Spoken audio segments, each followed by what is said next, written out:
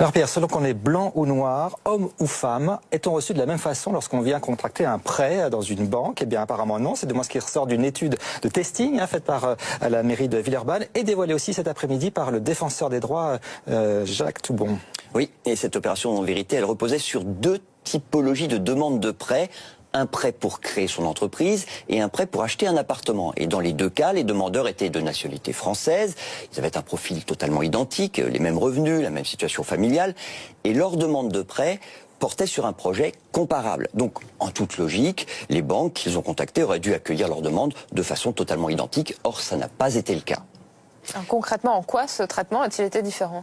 D'abord, l'accueil. Les demandeurs blancs ont été globalement mieux accueillis que ceux dont la couleur ou le nom laissaient apparaître leur origine africaine, que ce soit d'Afrique subsaharienne ou du Maghreb. Ce sont souvent des petits détails, mais qui ont leur importance. Aucune banque n'a, par exemple, demandé de pièce d'identité aux testeurs blancs, alors qu'à l'accueil, dans certaines agences, on a demandé aux testeurs noirs de montrer une pièce d'identité. Mais ça va encore plus loin, puisque même dans les propositions de financement, il y a des différences de traitement de traitement en faveur des demandeurs blancs. Vous avez un exemple, justement? Oui, on va prendre le crédit immobilier.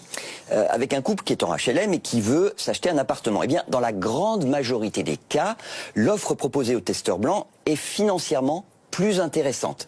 Un exemple avec une banque dont le nom n'est pas cité, vous allez le voir à l'écran, pour le testeur blanc, le crédit coûte au final 25 000 € de moins.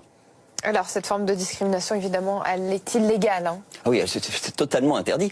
D'ailleurs, totalement invraisemblable qu'une banque donne des consignes en la matière, même de façon orale, à ses salariés.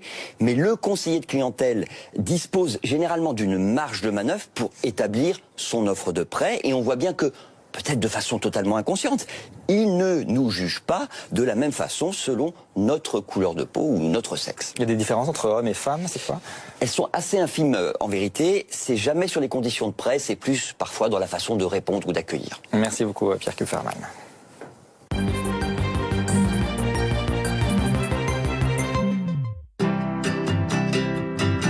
Les rendez-vous de l'écho